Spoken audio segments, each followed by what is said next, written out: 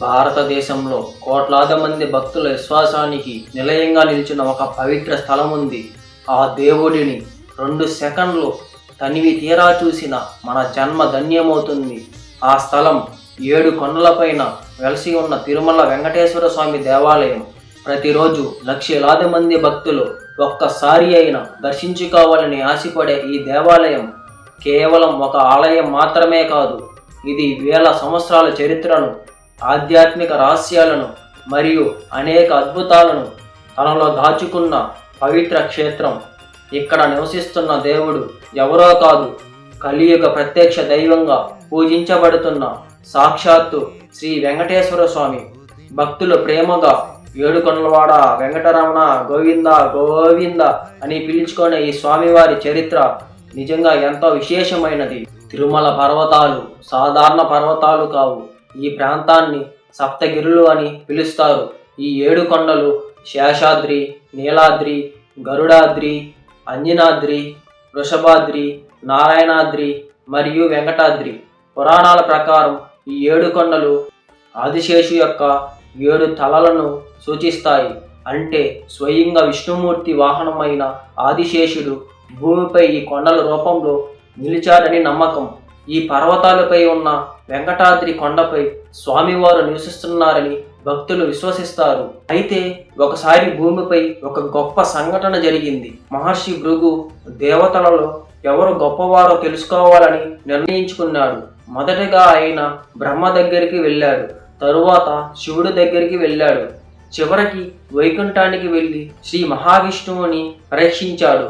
ఆ సమయంలో విష్ణుమూర్తి విశ్రాంతి తీసుకుంటుండగా భృగు మహర్షి ఆయన ఛాతిపై కాలితో తన్నాడు.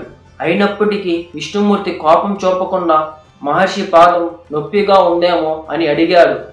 ఈ సంఘటనను చూసిన లక్ష్మీదేవి కోపంతో వైకుంఠాన్ని విడిచి భూమిపైకి వచ్చింది. లక్ష్మీదేవి దూరం అవడంతో విష్ణుమూర్తి కూడా భూమిపైకి వచ్చి శ్రీనివాసుడు అనే రూపంలో తిరుమల పర్వతాల్లో నివసించడం ప్రారంభించాడు. అప్పుడు ఆయనకు వైకుంఠదేవి అనే తల్లి ఆశ్రయం ఇచ్చింది. ఒకరోజు శ్రీనివాసుడు వేటకు వెళ్ళినప్పుడు పద్మావతి అనే రాజకుమారిని చూశాడు. ఆ రాజకుమారి ఎవరో కాదు, పద్మావతి దేవి. తరువాత ఇద్దరు ప్రేమలో పడి వివాహం చేసుకున్నారు. ఈ దివ్య వివాహం ఎంతో వైభవంగా జరిగింది. కానీ ఈ వివాహం జరిపించడానికి శ్రీనివాసుడు కుబేరు వద్ద భారీగా ధనం అప్పుగా తీసుకున్నారు. అదే కారణంగా భక్తులు ఈరోజు కూడా స్వామివారికి హుండీలో డబ్బు సమర్పిస్తారు. ఆ ధనం కుబేరుడి అప్పు తీర్చడానికి అని ఒక విశ్వాసం ఉంది. చరిత్రపరంగా చూస్తే తిరుమల ఆలయానికి వేల సంవత్సరాల చరిత్ర ఉంది. సంగం సాహిత్యంలో కూడా ఈ ప్రాంతం గురించి ప్రస్తావనలు కనిపిస్తాయి. తరువాత పల్లవులు, చోళులు, చాళుక్యులు ఈ ఆలయాన్ని అభివృద్ధి చేశారు. కానీ ముఖ్యంగా విజయనగర రాజు కాలంలో తిరుమల ఆలయం అత్యంత వైభవాన్ని పొందింది.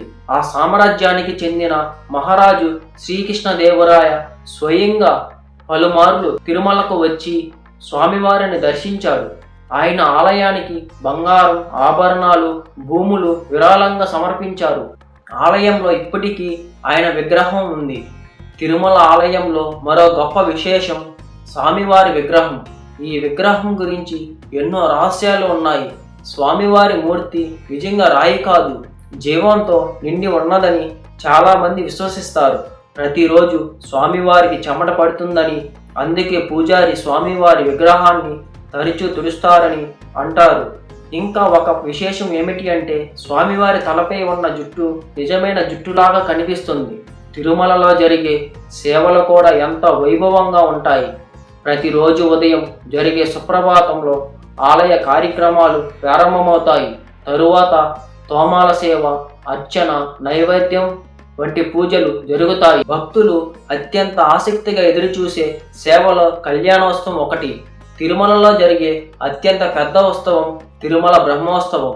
ఈ ఉత్సవం 9 రోజుల పాటు జరుగుతుంది. ఈ రోజుల్లో స్వామివారు గరుడ వాహనం, హంసవాహనం, సూర్యప్రభ వాహనం వంటి వివిధ వాహనాలని ఊరేగుతారు. ఈ ఉత్సవాన్ని చూడడానికి ప్రపంచం నలుమూలల నుంచి భక్తులు వస్తారు. తిరుమలలో మరో ముఖ్యమైన సంప్రదాయం తలనీలాలు సమర్పించడం.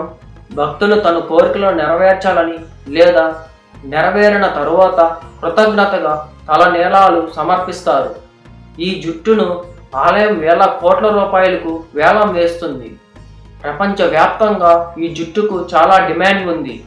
తిరుమల ప్రసాదంగా ఇచ్చే తిరుపతి లడ్డు కూడా ప్రపంచ ప్రసిద్ధి పొందింది. ఈ లడ్డును తయారు చేసే విధానం చాలా ప్రత్యేకమైనది. ఇది భక్తులకు దైవ ప్రసాదంగా భావించబడుతుంది. ఇలా చూస్తే తిరుమల కేవలం ఒక ఆలయం మాత్రమే కాదు, ఇది చరిత్ర, భక్తి, పురాణం మరియు అనేక అద్భుతాల సమ్మేళనం. కలియుగంలో భక్తులకు రక్షణగా నిలిచే స్వామివారు ఇక్కడ నివసిస్తున్నారని కోట్లాది మంది నమ్ముతున్నారు. అందుకే ప్రతి భక్తుడు జీవితంలో ఒకసారి అయినా తిరుమలకు వెళ్ళాలని కోరుకుంటాడు. చివరిగా భక్తులందరూ ఒకే స్వరంతో పిలిచే నామం గోవింద గోవింద, ఏడుకొండలవాడ Venkataramana Govinda Govinda. Thanks for watching. Please like, share and subscribe. Signing off JP. మరో వీడియోతో మళ్ళీ కలుద్దాం.